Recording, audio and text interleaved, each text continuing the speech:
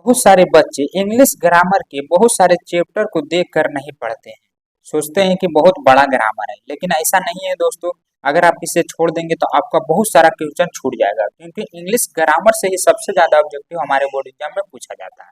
जैसा कि आपको पता होगा दोस्तों कि 100 मार्क्स का इंग्लिश होता है, ऐसे तो 2 मार्क्स का रहता है, लेकिन बनाना होता है हमें 100 मार्क्स का, जिसमें से आपको 40 ऑब्जेक्टिव बुक का रहेगा जो आप पढ़ते हैं, और ये 60 ऑब्जेक्टिव आपका ग्रामर से रहेगा। तो आपको कौन कौन से चैप्टर दोस्तों इन कम समयों में पढ़ना, ताकि इंग्लिश ग्रामर आपका अच्छे से कंप्लीट हो पाए।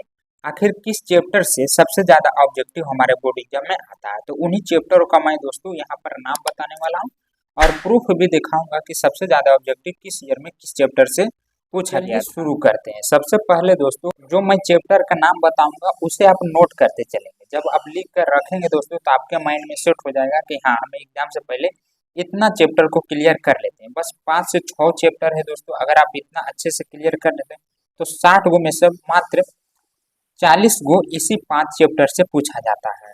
ये मैं खुद से नहीं, किताब में देखकर आपको बता रहा हूँ, मैं प्रूफ भी दिखाऊंगा। तो सबसे पहला चैप्टर जो इंग्लिश का इम्पोर्टेंट है दोस्तों वो हमारा टेंस है। तो इस बुक में आपको वर्ब टाइम टेंस करके मिलेगा, तो इसको लिख लीजिए वर्ब्स तीनों मिला के दोस्तों, टाइम एस टेंस। तो देखिए यहाँ पर बुक में मैं ये चैप्टर दिखाऊंगा कि इससे कितना ऑब्जेक्टिव पूछा गया था। सबसे ज्यादा इसी से पूछा गया था, इसलिए मैं इसको 1 पे रखा हूँ। उसके बाद दूसरा में दोस्तों प्रीपोजिशन, PRE पोजीशन। उसके बाद इस चैप्टर से सबसे ज्यादा बजेगा, मतलब ये घटते क्रम में जाएगा, सबसे ज्यादा इससे, फिर इससे, फिर इससे। तो इसके बाद आता है दोस्तों हमारा वॉइस। तो आप सभी को नोट करते चलिए। चौथा में वॉइस के बाद नरेशन, एक्टिव पैसिव, और उसके बाद इनडायरेक्ट नरेशन, ये सन। 4 चैप्टर हो गया। उसके बाद 5वां में दोस्तों देखिए, हाँ ये आर्टिकल से भी पूछा जाता है, तो इसको भी मैं ले लेता हूँ आर्टिकल। देखिए इससे कितना ऑब्जेक्टिव पूछा गया था, 2023 का है ये। 1 2 3 4 5 6 ऑब्जेक्टिव पूछा गया था, तो ये भी काफी इम्पोर्टेंट है और आसान भी है। उसके बाद रख लीजिए आप 6ठा में स्पेलिंग टेस्ट। जैसे 4 गो ऑप्शन दे देगा, 3 गो में एक मिस्टेक रहेगा, तो वो स्पेलिंग टेस्ट में आता है। तो ये आपका दोस्तों मीनिंग ठीक रहेगा तभी आप बना पाइएगा स्पेलिंग टेस्ट। उसके बाद आप रख लीजिए करेक्शन।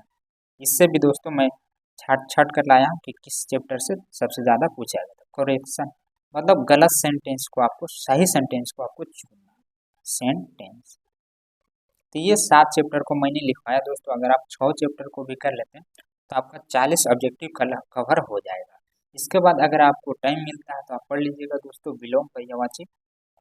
8वां में रख लीजिए आप एंटोनस,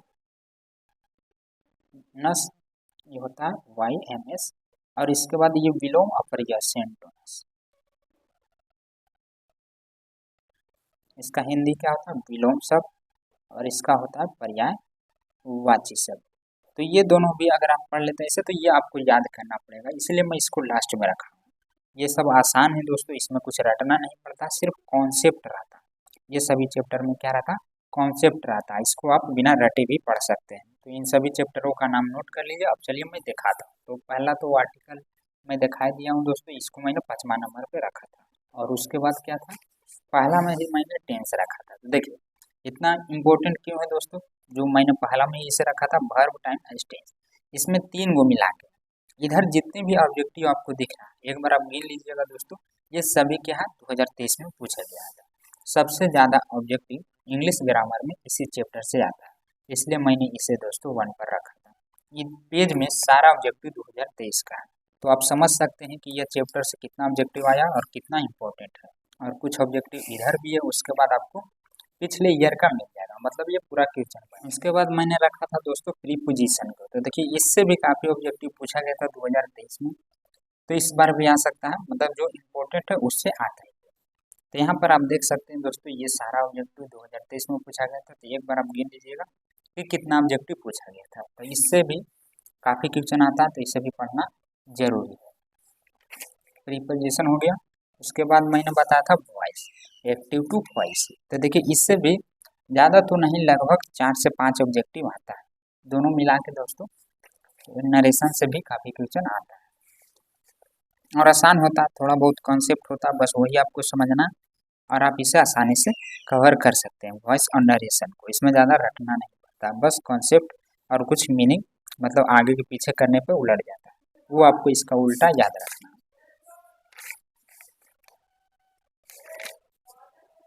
और उसके बाद मैंने बताया था स्पेलिंग टेस्ट, तो इसमें से भी लगभग 3-4 क्वेश्चन आते हैं, तो अगर इसको आप याद कर पाते हैं तो ऐसे तो देखिए जो रेगुलर यूज होते रहता है उसी वर्ड को यहाँ पर लिया जाता है ताकि बच्चों को ज़्यादा प्रेशर ना पड़े। जो हर बार हमारे बुक में वातावरण मतलब जो बोलती में है वो यूज होते रहता है, उस तरह के यहाँ पर स्पेलिंग टेस्ट में पूछा जाता है। उसके बाद दोस्तों क्या था, करेक्ट टेस्ट, हाँ करेक्ट सेंटेंस, यहाँ से भी दोस्तों क्वेश्चन आता आपको दे दिया जाएगा और यहाँ पर पूछेगा कि इनमें से सही कौन है, 3 गलत रहेगा और 1 सही दे देगा। तो इसमें भी चुनना काफ़ी आसान होता है, अगर आप टेंस अच्छे से पढ़ लेंगे तो इसको भी आप आसानी से कवर कर सकते हैं। तो मैंने सभी चैप्टरों का नाम बता दिया दोस्तों, बस आपको उतना ही पढ़ना, सारा नहीं पढ़ना है, वही बहुत सारे बच्चे देखकर नहीं पढ़ते जिनसे उनका काफ़ी नुकसान हो जाता है। तो मैंने जितना बताया दोस्तों उतना ही आपको पढ़ना है। और बहुत सारे बच्चे कहेंगे कि वीडियो भी बना दीजिए, तो मैं वीडियो लाऊंगा, जैसे जैसे मैं चैप्टर बताया वैसे वैसे आपका वीडियो भी आएगा। जितना हो सकता है मैं इसका कॉन्सेप्ट ट्रिक भी होगा तो मैं लाऊंगा दोस्तों, इतना का ही मैं बनाऊंगा, बस आपका क्लियर करवा देना है इंग्लिश, ताकि आपका भी अच्छा मार्क्स आ जाए बोर्ड एग्जाम में। तो मिलते हैं अगले नेक्स्ट वीडियो में। अगर आपको वीडियो अच्छा लगा होगा तो वीडियो को लाइक करके चैनल को सब्सक्राइब करके अपने सारे दोस्तों में एक बार शेयर कर दीजिए।